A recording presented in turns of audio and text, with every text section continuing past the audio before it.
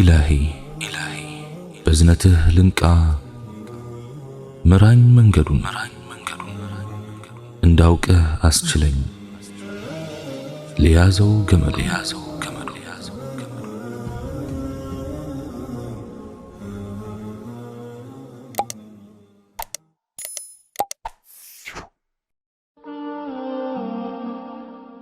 السلام عليكم ورحمة الله. يوسف عليه السلام 13 ዓመት ጠበቁ።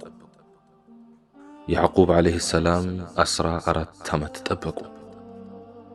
አዩብ عليه السلام 18 ዓመት ጠበቁ። ሙሳ عليه السلام 40 ሌሊት ጠበቁ። ሁሉም የአላህ ነቢያት ናቸው። አንተስ መጠበቅ ለምን አቃተ?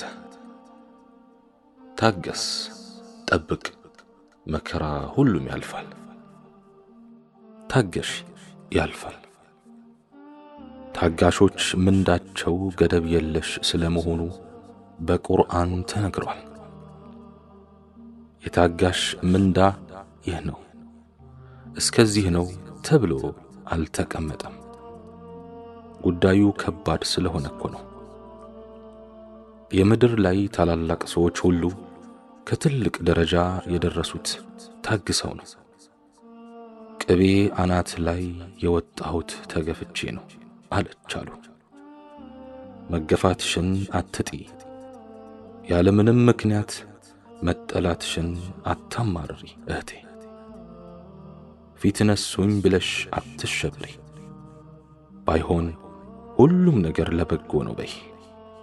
ከትንሽ እስከ ትልቅ በሁሉም ፈርጀ ብዙ የዱንያ ፈተናዎች ላይ ሁሉ ታገሽ። ዱንያ በእጅጉ የትዕግስት አገር ናትና በዱንያ ላይ ታገሽ። ሁሉን ነገር ችለሽና ውጠሽ ለማለፍ ሞክሪ። አብዝተሽ ታገሽ። ከመታገስም ጋር ዝም አትበይ። ድከሚ፣ ታገይ። መከራ እንደ ከባድ ማዕበል ሁሉ ያልፋል። ችግር እንደ ጨለማ ሁሉ ይገፈፋል። በትዕግስት ጠብቂ። እየተንቀሳቀስሽ ጠብቂ፣ እየሰራሽ ጠብቂ። መጠበቅ በራሱ ዒባዳ መሆኑ እወቂ። ኢንሻአላህ ያልፋል። ዱንያ የትዕግስት አገርማ ባትሆን ኖሮ የነቢዩ አዩብ عليه السلام አይነት ትዕግስት ለጀነት መግባት ጥሎሽ ሆኖ ባልቀረበ ነበር። እስቲ ምን አስጨነቀን? እድላችንና እጣ ፈንታችን ሁሉ በአላህ ስብሓንሁ ወተዓላ እጅ ነው። ሰዎች በእኛ ላይ ማድረግ የሚችሉት ትልቁ ነገር አላህ የጻፈልንን ወይም የጻፈብንን ነገር መፈጸም ብቻ ነው። ከዚያ ውጭ ምንም ጉልበትም ኃይልም ሆነ ብቃት የላቸው። አይጎዱንም፣ አይጠቅሙንም። የነካንና የሚነካን ሁሉ ሊነካን የሚችለው አላህ ስብሓንሁ ወተዓላ እንዲነካን የፈቀደው ነገር ብቻ ነው። ለዚህም ነው ጠቃሚም ሆነ ጎጂ፣ ሰጪም ሆነ ነሺ የፈጠረን አምላክ አላህ ስብሓንሁ ወተዓላ ብቻ ነው የምንለው። ለዚህም ነው መስራት እንጂ መጨነቅ አይገባንም የምንለው። እስቲ ምን አስጨነቀን? የሚያሳስበን የሲሳያችን ጉዳይ ከሆነ እሱም ከሁሉም ነገር ቀድሞ ተጽፏል። ሊነጥቀን ሊያግደንና ሊከለክለን ቢሞክር ማንም አይችለው። ለየግላችን በጀታችን ተመድቦልናል። እሰርቃለሁ፣ እቆርጣለሁ፣ እነፍጋለሁ ቢል ማንም አይችለው። የተጻፈልን ሲሳይ ከኛ ጋር አለና ስላልፈለግን ገፍተን አንመልሰውም። ባንፈልገውም እሱ ራሱ ይፈልገናል። ሪዝቃችን እንደ ሞት ቀናችን ሁሉ የቤታችንን በር ያንኳኳል። ብንሸሸውም አሳዶ ይደርስብናል። ስለተስገበገብን ጎትተን አናመጣውም። እንሸከም ብንል ተሸክመነው አንዞርም። የፈጠረን አላህ ስብሓንሁ ወተዓላ ሊለግሰን ቃል ገብቷል። የሚያስፈልገንን ሁሉ ሊያሟላልን እና ከርሳችንን ሊሞላ ፈቅዷል። የትም ብንሄድ ሪዝቃችን ራሱ ይከተለናል። ሞት እንደሚፈልገን ሁሉ እኛን ፍለጋ ያለንበት ድረስ ይመጣል። ስለዚህ ለምን ሐሳብ እናበዛለን? ምን አሳሰበን? የሚያሳድደን ጠላት ይኖርብን ይሆን? ዕድሜያችን በአላህ ስብሓንሁ ወተዓላ እጅ ነው። የወደደን የአንዲትም ቀን ዕድሜ አይጨምርልንም። የጠላን ቅንጣት ታክል አይቀንስብንም። ዕድሜ ቀድሞ የተወሰነና የተቆረጠ ነገር ነው። ያለ ቀናችን የምንሞት አይደለንም። ከሞት ቀናችን አንቀድምም፣ አንዘገይም። በሽታ፣ ሰዎችም ሆኑ ሌሎች አደጋዎች ምክንያት ናቸው እንጂ በሕይወታችን ወሳኞች አይደሉም። ቀናችን ሳይደርስ አይገሉንም። ስለዚህ ምንም ሊያስፈራን አይገባም። በልጅነት በእናታችን ማህፀን ውስጥ የጠበቀን አላህ ስብሓንሁ ወተዓላ ሁሌም ይጠብቀናል። ጠላት ከሆነ ሁሉም አለው። ሰው ሆኖ የሚጠላው የሌለው ሰው የለም። መላእክትን ሳይቀር ሸይጣኖች ይጠሏቸዋል። ምርጦቹ የአላህ ነቢያትም ደጋጎቹ የአላህ ስብሓንሁ ወተዓላ ባሮችም ጠላት ነበራቸው። ፊርዓውን የነቢይ ሙሳ ዋና ጠላት ነበር። ነቢይ ዒሳ ለግድያ ተፈልገዋል። ቁረይሾች ነቢያችንን ዓለይሂ ሰላቱ ወሰላም ሲያሳድዱ ነው የኖሩት። እስቲ ምን ያሳስበናል? የምድር ላይ ፈተና ለማንም አልቀረም። ለአላህ ቅርብ የሆኑ ባሮቹ ጭምር ተፈትነዋል። አባታችን አደም በሸይጣን ተፈትነዋል። ነቢዩ አዩብ በበሽታ ተፈትነዋል። ነቢዩ ዘከርያ በልጅ እጦት ተፈትነዋል። ነቢዩ ያዕቁብ በልጆቻቸው ጥመትና በጠፋ ልጃቸው በነቢዩ ዩስፍ ናፍቆት ተፈትነዋል። ነቢዩ ኑሕ በሕዝባቸው ተቀባይነት አጥተው ለበርካታ ዓመታት ጮኸዋል። ነቢዩ ሙሳ በፊርዓውን ጦር ተሳደዋል። ነቢዩ ሙሐመድን ዓለይሂ ሰላቱ ወሰላም ቁረይሾች ተከታትለው ሊያጠፏቸው ሞክረዋል። የቲም ሆነው ከማደግ ጀምሮ እስከ ልጆቻቸው ሞት ሁሉን ፈተና ቀምሷል። ምን ያሳስበናል? ባልሰራነው ሥራ ስማችን ጠፍቶ ባልዋልንበት ውሎ ክብራችንም ተነክቶ ከሆነ ከኛ የሚበልጡ በርካታ ደጋጊ አላህ ባሮች ኑሮበታል፣ አልፈውበታል። ሰዎች የፈጠራቸውን አምላክ አላህ ስብሓንሁ ወተዓላ ጭምር ሳይፈሩና ሳያፍሩ ወንጅለውታል። ሚስት አለው፣ ልጅ አለው፣ ወልዷል፣ ተወልዷል፣ ንፉግ ነው፣ እጁ አይፈታም ብለው በሌለው ባህሪ አነውረውታል። ወልዕያዙ ቢላህ። ያውም እያበላቸው እያጠጣቸው ነው እንዲህ የሚያደርጉት። በንጹሕ ከባቢ ያደገችዋን ንጽሕት መርየምን ንጽሕናዋን እያወቁ ያለ ጋብቻ ዲቃላ ወለድሽ ብለው ስሟን አጥፍተዋል። መናፍቃን የነቢያችንን ዓለይሂ ሰላቱ ወሰላም ባለቤት እናታችንን እመት ዓኢሻን ረዲየላሁ ዐንሃ በዝሙት አነውረው የእሷንም የተከበሩ ባለቤታቸውንም ክብር ነክተዋል። ነቢያችንን ዓለይሂ ሰላቱ ወሰላም ነቢይነታቸውን እያወቁ እብድ፣ ድግምተኛ ብለዋቸዋል። ብንነወር ብንታማ ከኛ የበለጡ ጻድቃን ሁሉ ተነውረዋል፣ ታምተዋልና ምን ያሳስበናል? ዋናውና ከኛ የሚፈለገው ቁም ነገር እውነተኛ መሆንና በዓላማ መጽናት ነው። ሰዎች በሌለን ስምና ግብር ይከሱናል። እውነተኞች ከሆንን በነውረኞች ትችት መደንገጥም ሆነ ወደ ኋላ መመለስ የለብንም። እስቲ ምን ያሳስበናል? በሽታ ከሆነ እሱም የሕይወታችን አንዱ አካል ነው።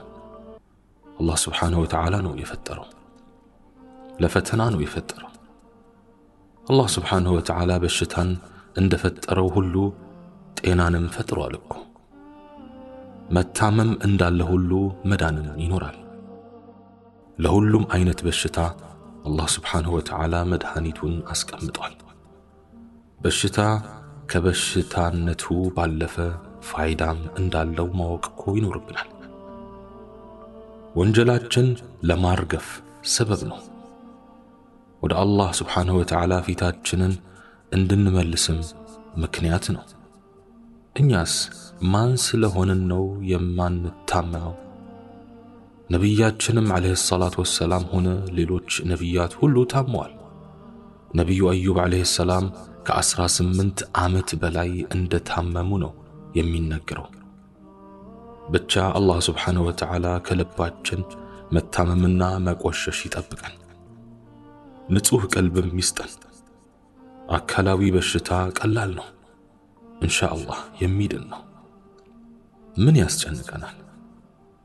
ምቀኛ የሌለው ማን አለ? በየሥራ ቦታችንና በሰፈር ጎረቤታችን ሞልቷል። አላህ ለሚቀልበን እሱ የሚጨንቀው ብዙ ነው። አላህ ለሰጠን እሱ የሚቃጠል የትዬ ለሌለ። በመኖራችንና በመተንፈሳችን ምድር ላይ ሲያየን የሚከብደው በርካታ ነው።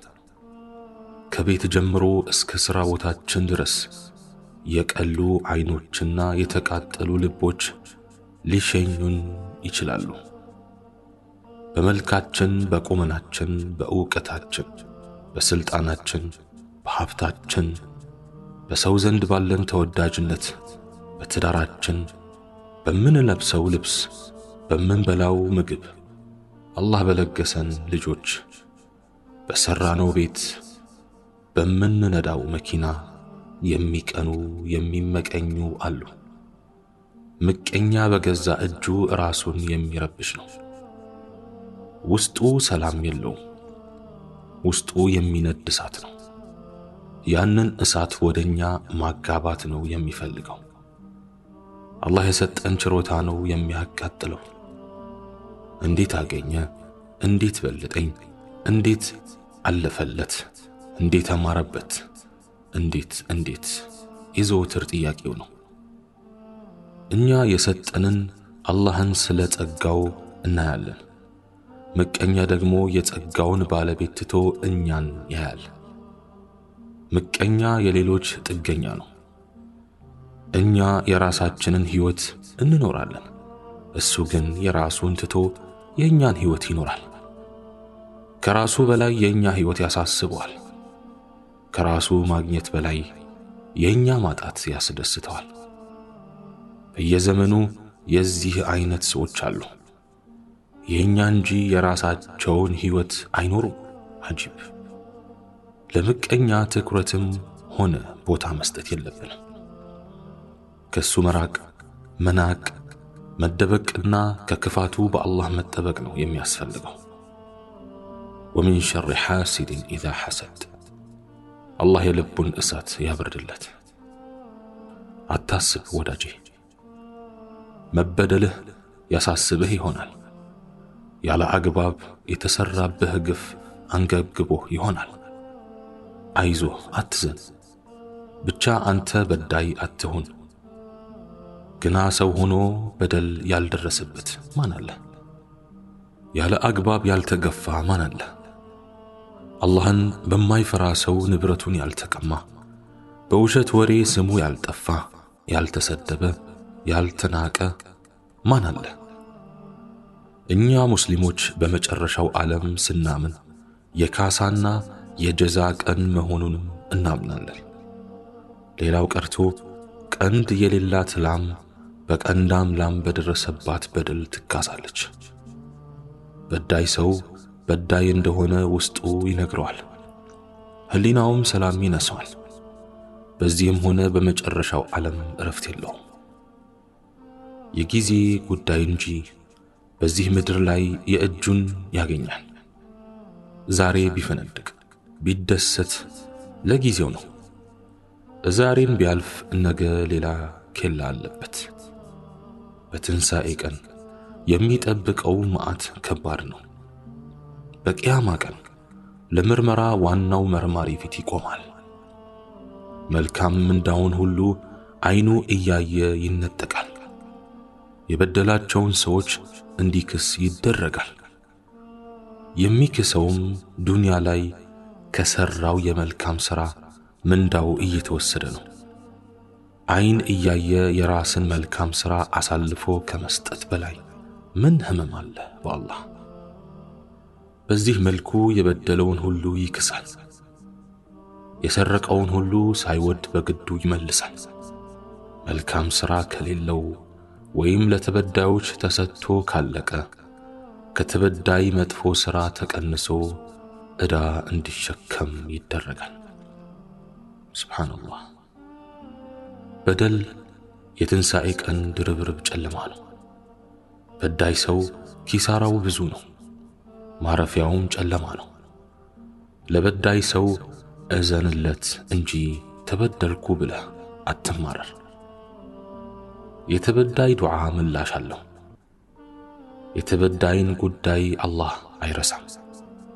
አንድ ቀን ይመልስለታል። እንባውን በአማረ ሁኔታ ያብስለታል። በደል ጉዳት ቢመስልም ትርፍ አለው። እናም ምን አሳስበ? ምን ያሳስበናል? በምንወደው ሰው ተከተን ሊሆን ይችላል። የምንቀርበውና የምናምነው ሰው ጎድቶን ይሆናል። እርግጥ ነው ከሚቀርቡን ሰዎች በኩል የሚደርሰው ጉዳት ያማል። ርቀቱም ቅርበት ስላለው ነው መሰል ውጋቱም ጥልቅና ከባድ ነው የሚሆነው። ይህ የሆነው ለሰዎች የሰጠነው ዋጋ ከፍ ያለ በመሆኑ ነው። ራሳችንን ጥለን ከአላህ በላይ እነርሱን አምነን ስለተደገፍንባቸው ህመሙ ከበደን፣ በቀላሉም ወደቅን። የዱንያ ቀናት ምን ይዘው እንደሚመጡ አይታወቅም።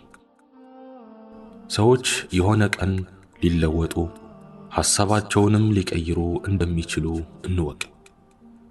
ስለሆነም ፍጹም በሆነ መልኩ በሰው ልጆች አንተማመን። የቁርጥ ቀን ወዳጆቼ ናቸው ብንልም ፍጹም በሆነ መልኩ ሰዎችን አንመን። ሳናስበው አንድ ቀን ያሳፍሩናል። ዛሬ ላይ ሰው ለሰው የሐዘን ምንጭ ሆኗል። ከወዲህ ወዲያ ሐሜትን የሚያመጡ፣ በመቀኝነት የተበከሉ፣ በውሸት የተነገሩ ሆነዋል። በአሉ አሉ ይኖራሉ። በገንዘብ ጉዳይ የሚካካዱ ብዙዎች ናቸው። በጥቅም የሚጣሉ በርካቶች ናቸው። ከሩቅም ሆነ ከቅርብ ሰው በሚደርስብን ጉዳት አንገረም። አላህ ስብሓነሁ ወተዓላ እኔም በተናገርኩት እናንተም በሰማችሁት የምንጠቀም ያድርገን። سبحانك اللهم وبحمدك أشهد أن لا إله إلا أنت أستغفرك وأتوب إليك وآخر دعوانا أن الحمد لله رب العالمين والسلام عليكم ورحمة الله تعالى وبركاته.